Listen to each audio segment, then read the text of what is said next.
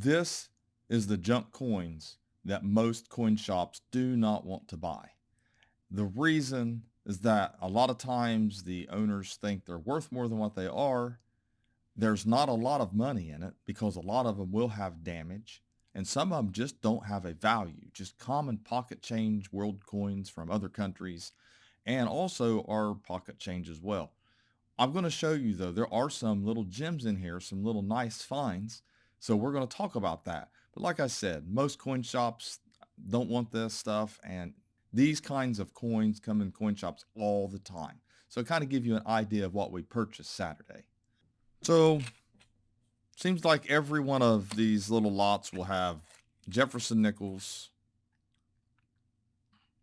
have Buffalo nickels, Lincoln cents, and these are 1946, 63. They're change. Now, don't get me wrong. If you were trying to fill an album, you could take one of these out and put it in your album. You can almost complete a Jefferson nickel collection besides the 50D and the silver by looking through rolls. Then you get foreign currency like this, which is really no value in this condition at all.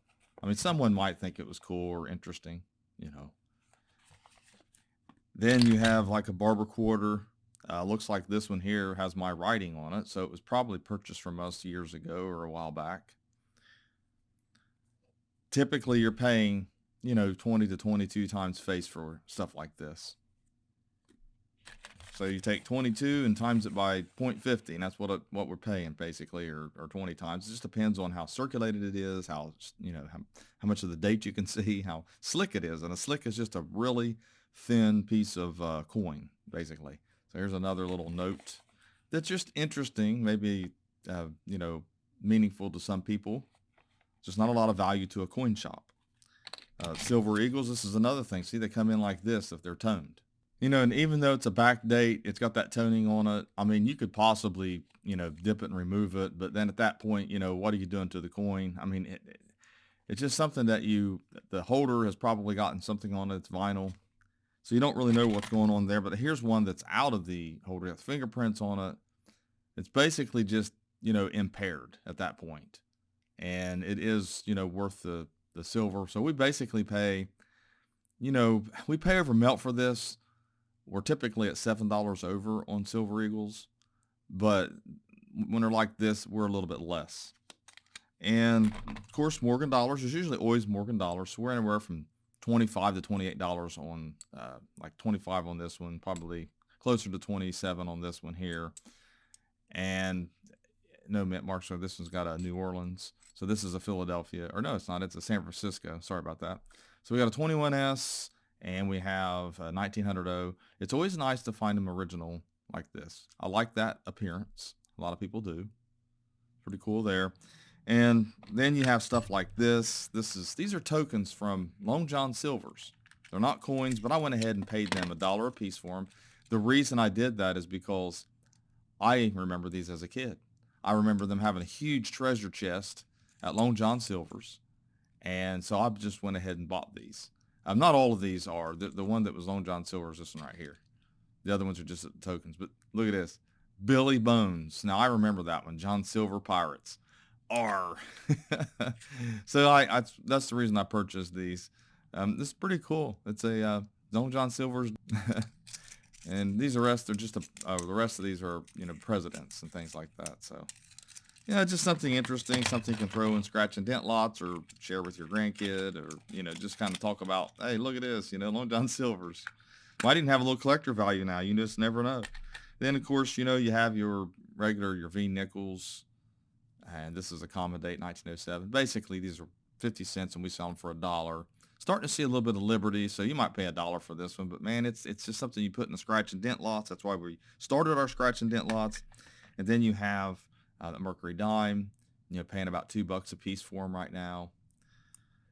And just wheat cents, just stuff that comes in. This is like a Littleton holder. So this is a 1935. Can't really see it through the wrapper, but this is what Littleton does. It doesn't make it worth more. It's not graded or anything like that. Some common, basically German tin finning, 1970. Just like I said, change from other countries. And then we have another little box. Well, this is the one with a hole in it. So, that's not worth anything. It's not a mint error. I know some people will still think it is, regardless. It's not a mint error, though.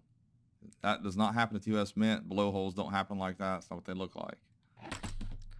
Then here's some more interesting things that come in. And one of them that's notable is this right here. It's a 1 real. Looks like 1850 maybe possibly on that one. It's a little odd as looking there on the date. Probably a little bit of wear, obviously. And here's the reverse for Mexico. So, a lot of people are like, well, how do you know how much this is worth? I mean, that's what I try to tell people.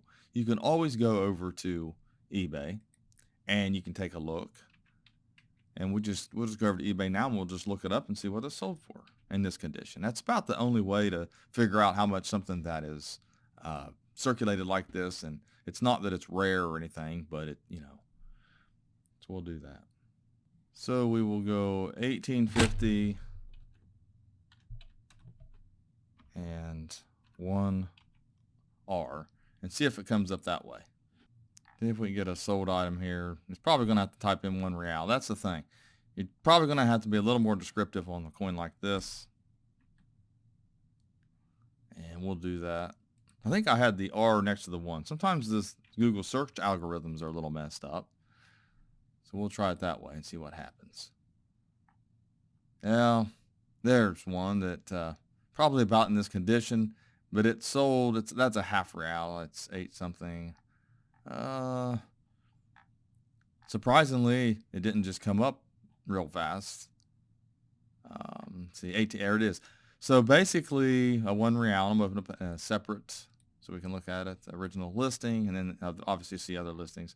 So basically, something like this. This is actually more worn than that one. It sold for $15. You see, it's not worth a lot of money. I would imagine $10 to $15 would be tops for this. But at least you have a value, have an idea of what it's worth. And you can do that for any of these. So here's, looks like an 1878, and it has some type of PVC residue possibly.